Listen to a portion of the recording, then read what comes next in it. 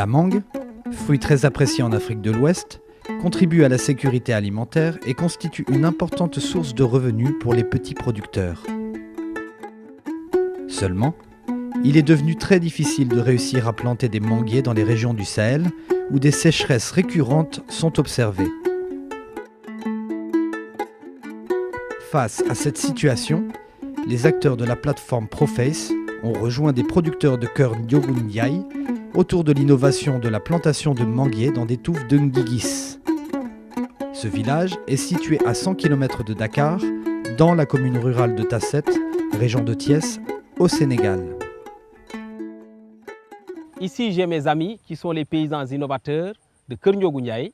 Vous avez M. Sang Diop, M. Matar Faye et M. Cheikh Babou, avec qui nous travaillons depuis bientôt 7 ans sur une innovation paysanne qui s'appelle l'innovation du Nguigis, que vous avez ici, qui associe le manguier et l'arbuste qu'on appelle Nguigis, et le nom scientifique est Pileostigma reticulatum.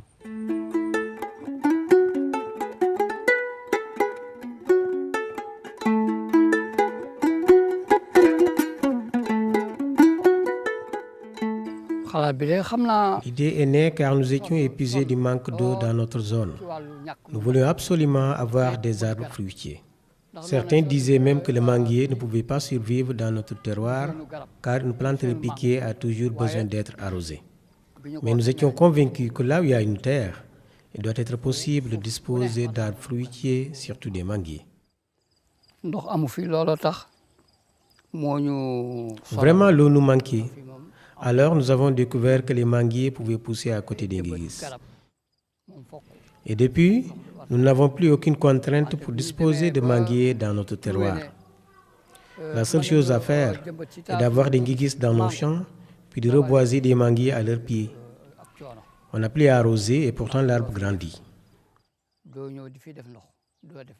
Le seul travail d'entretien à faire est d'enlever les mauvaises herbes durant l'hivernage.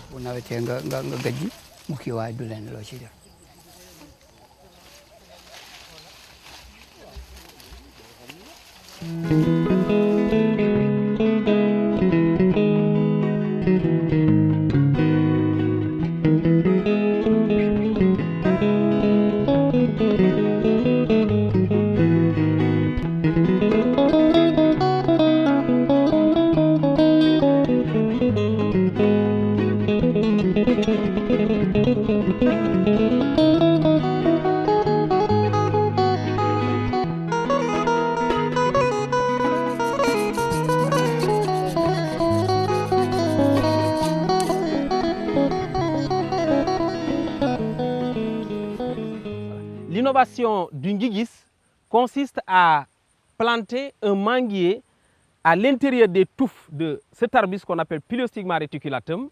Et la plantation consiste à chercher l'endroit où il n'y a pas de racines. Mais il faut planter le manguier à l'intérieur de manière à ce qu'il soit protégé par le Nguigis. C'est une innovation qui a été mise au point donc par les paysans de Kër Ndiogu il y a à peu près peut-être une cinquantaine d'années. Et c'était dans un contexte où les sécheresses étaient en train de sévir dans le Sahel et les conditions de vie étaient particulièrement difficiles. Les gens voulaient développer l'arboriculture comme alternative aux cultures annuelles.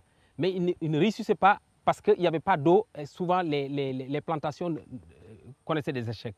C'est à partir de ce moment-là que l'un d'entre eux a remarqué que les manguiers qu'on plantait à l'intérieur ou à côté des Nguigis avaient un très bon comportement et arrivaient à croître et à se développer.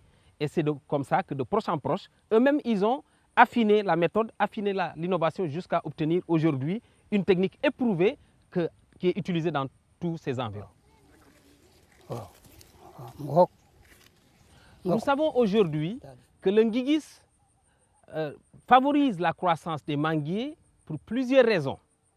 La première raison, c'est qu'en réalité, l'activité microbienne du sol est plus élevée au niveau des Nguigis. Et donc, il y a plus de nutriments, d'éléments nutritifs pour le manguier. Nous savons aussi que le Nguigis a la faculté de remonter l'eau des horizons profonds du sol vers les horizons superficiels, ce qu'on appelle la redistribution hydrique de l'eau par les arbustes. Et par ce biais, évidemment, l'humidité est toujours beaucoup plus élevée autour des Nguigis et le manguier en profite. Sans compter le fait que les vents dessicateurs de l'harmattan, généralement en saison sèche, n'arrive pas, en tout cas, n'éprouve pas le manguier parce qu'il est protégé par l'arbuste et bien d'autres processus.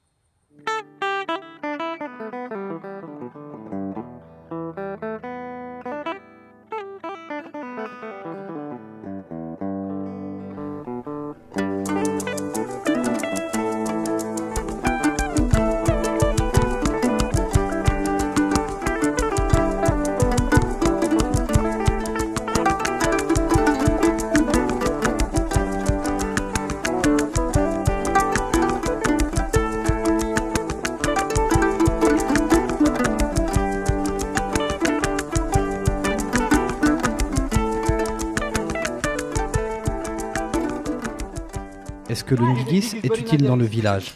Bien sûr. Quelle est son utilité? Le ngigis a beaucoup de vertus. Il protège le manguier. Une fois qu'on a semé le manguier dans le ngigis, on n'a plus besoin de s'en occuper. Le ngigis fait le travail tout seul jusqu'à maturation du manguier. Lorsque le projet est arrivé, nous leur avons dit que c'est le ngigis qui nous avait permis de planter des manguiers parce que nous n'avions pas les moyens d'arroser. Grâce au ngigis, nous n'avions même pas besoin d'arroser pendant la saison sèche. Plus tard, le problème de pépinière de ngigis s'est posé, mais nous n'avions aucune connaissance sur ce sujet. Je pense d'ailleurs que c'est le docteur Ibrahima Diédhiou qui nous a dit qu'il était possible de faire des pépinières de ngigis et nous a expliqué le processus. Nous sommes allés chercher les graines et Ibrahima nous a mis en rapport avec le service des eaux et forêts. On a commencé alors à faire des pépinières. Maintenant, nous maîtrisons parfaitement la technique.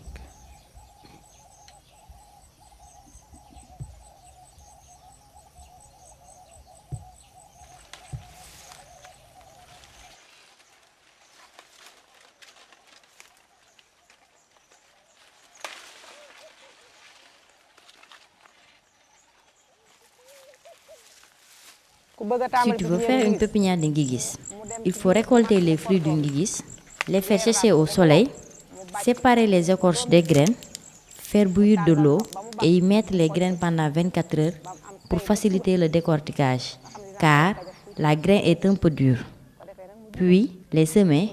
Une fois semé, il faut être patient, car la graine prend du temps pour germer. Ce sont les conseils à suivre pour avoir une pépinière de ngigis.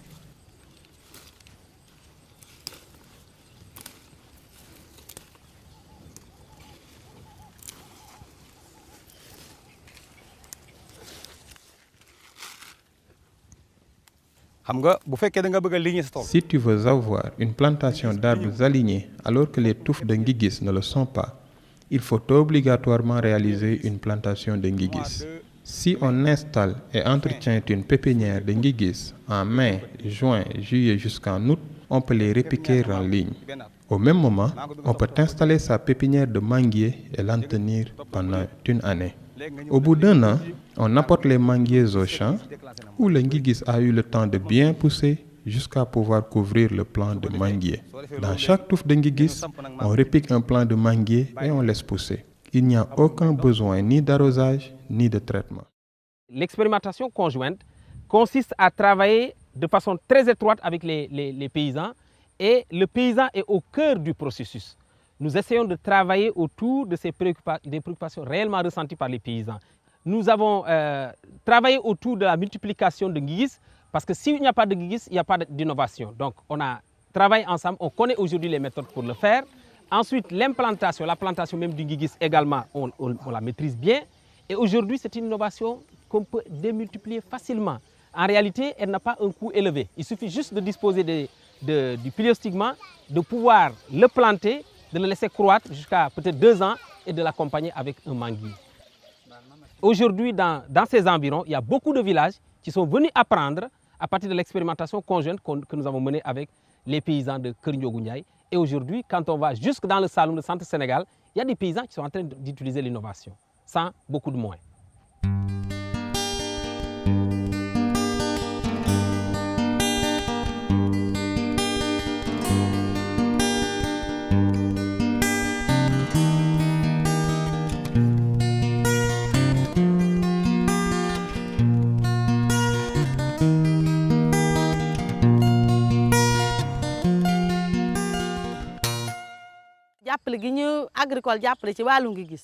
Notre expérience sur le Ngigis a démarré grâce à Agricole Afrique, qui nous a fait part du programme exécuté par les populations de Keur Ndiogou Ndiaye.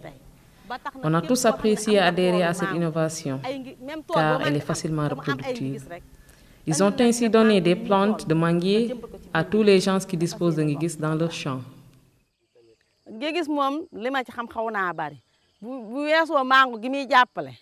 Je connais beaucoup de choses sur le Ngigis. Hormis son intérêt avec le manguier, le Ngigis a beaucoup de vertus thérapeutiques. Les graines réduites en poudre, accompagnées avec du lait, conjurent la diarrhée chez l'enfant. Les écorces sont efficaces contre la sinusite et les morsures de serpent.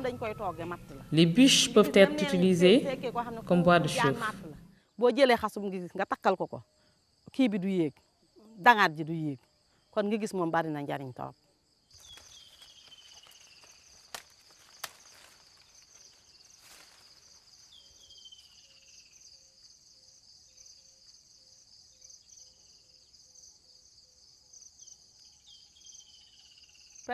À cette période de l'année, il n'y a presque plus de mangue. Vous voyez qu'on en produit quand même et qu'on arrive à en tirer un très bon prix et couvrir nos besoins familiaux. La mangue nous est vraiment utile. En période de récolte, les membres de ma famille n'ont pas besoin d'aller en chercher, ni d'en acheter. Il y en a tellement qu'on en donne aux autres. En plus, j'en vends. Et à chaque production, j'arrive à en tirer entre 200 000 et 300 000 francs CFA, entre 300 et 450 euros, et même plus suivant l'évolution du marché.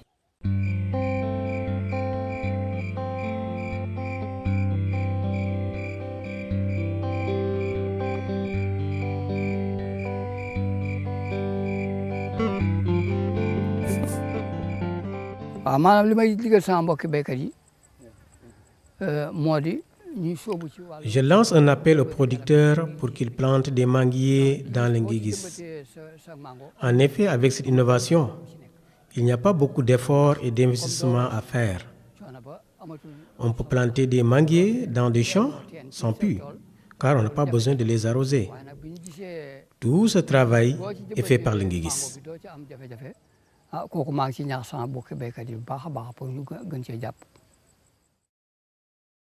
Donc je vais terminer mon propos en lançant un plaidoyer en faveur de l'approche développement participatif de l'innovation. Parce que de plus en plus, les chercheurs partent toujours des problèmes pour essayer de trouver des solutions.